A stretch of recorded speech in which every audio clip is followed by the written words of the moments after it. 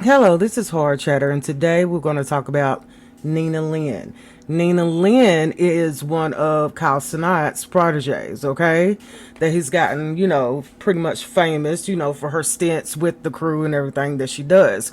Well, the attention that she's gotten last week or this beginning of this week is her and another young lady were called actually assaulting a young man on their live, and they got kicked off of their Twitch for that. And before that happened, though, I want you to hear something that she admits that she did, and we'll come back and we'll talk about it, which is even more disgraceful than what she did. But I have relationship problems with my little brother, like really bad ones. I was trying to be like an older sister, and like mind you, I never met him for like 6 years since we were born. So I was like 8, he was 6.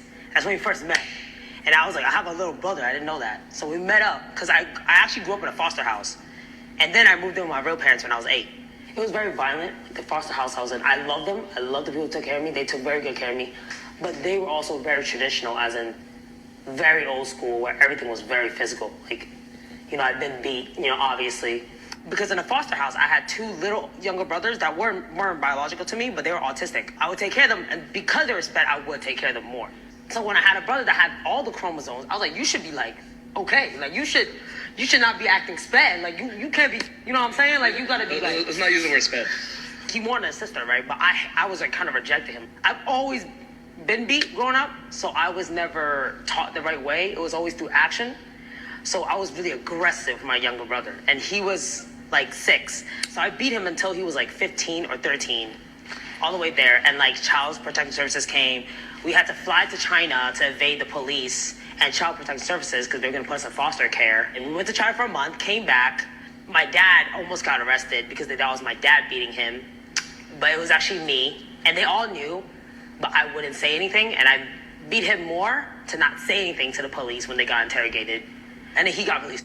I think it wasn't the physical beating that was the worst part. It was the mental. Like, it really hindered him. It disabled him from, like, being able to express himself.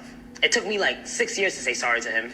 So I feel like that's why, for me, I can't really be affectionate to a lot of people because I don't really know how to. So I only know how to be loud and aggressive, right? It was. So what she just now told you is that she's basically a psychopath. Okay? She's a psychopath. This is not her first rodeo. And she tortured and bullied a child to the point where he is now mentally, decapitated because of that. He's mentally, hurt from that. To see a woman sit up and talk about this the way she does is disturbing because you rarely see very few women psychopaths in this world, okay? Let's just keep it a bug. The things that she said that she did usually is something that a male does. But no, she's different. And, I just wonder if Kai Cenat knew any of this about her before he decided, to sign her up with his stuff, to put her on, as the young people say. I think it's disturbing. I think it's sad. And the fact, what's even, I think, even more cringeworthy is the fact that she allowed her father to go down for the abuse that she did and she knows she did, okay? And the fact that she really didn't want to apologize because it took her, 6 years? This is a young psychopath. 6 years. It took her 6 years to even want to apologize.